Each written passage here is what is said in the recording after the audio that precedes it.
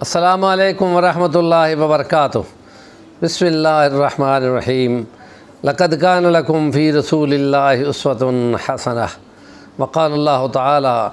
والفجر ولیال عشر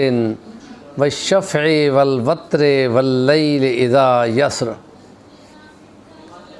رب زدنی علما۔ سیرت نبی صلی اللہ علیہ وسلم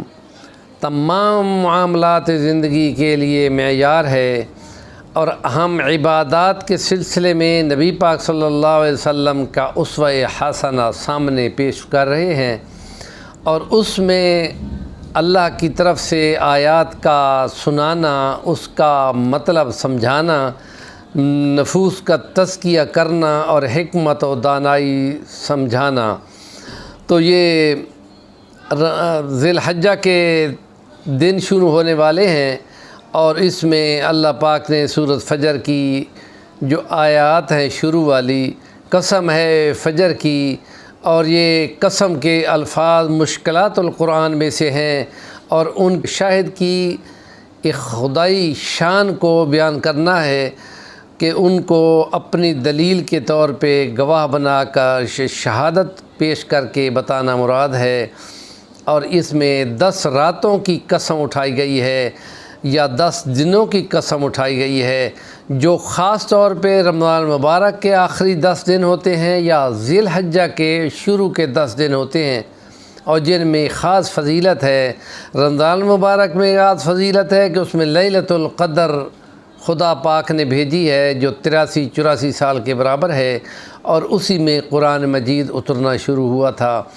اور ذی الحجہ کی راتیں ہیں، ان میں طاق اور جفت رات جو ہے، طاق 9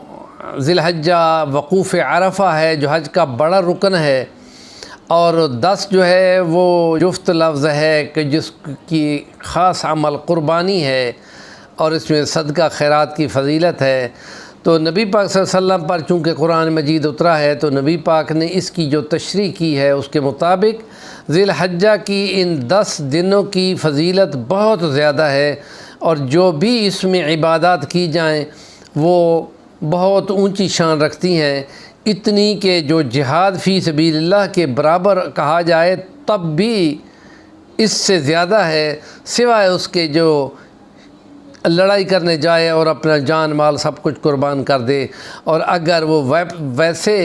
قربان نہ ہو سکے تو پھر یہ دن اور یہ راتیں اور یہ فضیلت اور اس میں عبادات اور اس میں روزہ رکھنا اور اس میں قربانی کرنا اور اس میں تکبیر، تہلیل، تسبیح، تقدیس، اور خاص طور پہ اس میں جو تکبیرات ہیں 9 ذی الحجہ سے شروع ہو کے 13 کی دیگر تک وہ چلتی ہیں، اور اس میں یوں پڑھا جاتا ہے اللہ اکبر لا الہ الا اللہ واللہ اکبر وللہ الحمد۔ اس کی بہت زیادہ فضیلت ہے، اور قربانی کی فضیلت بھی جو 10 ذی الحجہ کا عمل ہے بہت بڑی ہے۔ صحابہ نے پوچھا تھا یا رسول اللہ اس قربانی سے ہمیں کیا ملے گا؟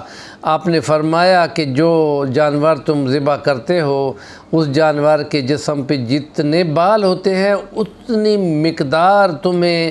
اس کی نیکیاں ملیں گی، اور پھر جو تم اس کو کھلاتے پلاتے ہو، ایون کہ اس کی مینگنیاں بھی، وہ اور اس کے سر، اس کے کھر اور اس کی چمڑا اور اس کے بال اور سب کچھ